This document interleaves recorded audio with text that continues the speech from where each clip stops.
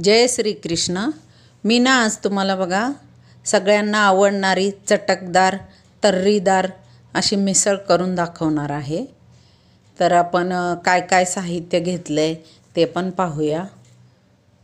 प्रत्येक घरात केलीच जाते, पण तुमची पद्धत कशी आहे आणि माझी पद्धत कशी आहे ते पण बघा तुम्ही। मी आता इथे काय काय साहित्य घेतले ते सांगते। ते टोमॅटो, कांदा, लसूण आणि अद्रक याची ग्रेव्ही करून घेतली आहे। आणि एक इथे तुम्हाला एक महत्त्वाची टिप सांगते।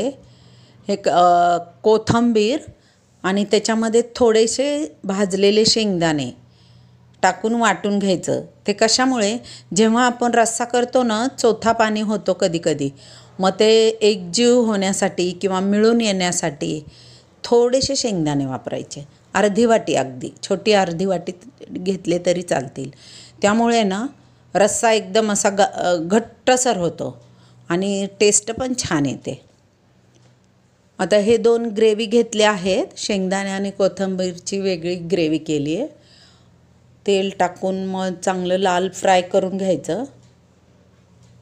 मग त्याच्यानंतर मिसळचा थोडा मसाला, गरम मसाला, तसाच माझा जो आमचा घरचा काळा मसाला आहे तो पण घेतलेला आहे।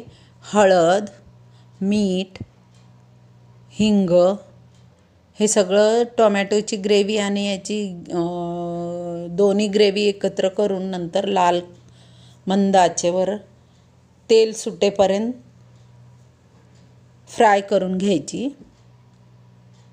मग त्या मसाल्याला तेल सुटलं की मग बाकीचे मसाले टाकायचे।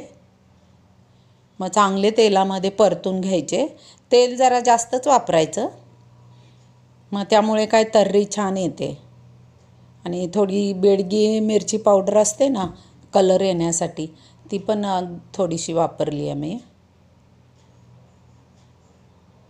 आणि मटकी आहे ना, मोड आलेली मटकी उकडून घेतली आहे मी। त्यामुळे काय होतं, पटकन आपले मिसळ तयार होते, वेळ लागत नाही त्याला। 2 शिट्ट्या घ्यायच्या, त्यामुळे भाजी पण छान टेस्ट लागते आणि वेळ लागत नाही। आणि शक्यतो गरम पाणीच मी वापरते। गरम पाणी टाकल्यामुळे भाजीला चांगली चव येते।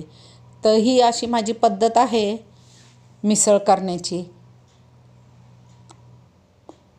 आणि वरून नंतर चांगली उकळी आल्यानंतर भरपूर सारी कोथिंबीर टाकायची आणि फरसाण तर रेडी असतोच। हे बघा झाली आहे तयार, मस्त तर्री आली आहे। बघा माझी रेसिपी आवडली तर लाईक करा, सबस्क्राईब करा आणि माझ्या पद्धतीने करून बघा। शेंगदाणे बघा वापरून, खूपच छान होते भाजी त्यामुळे।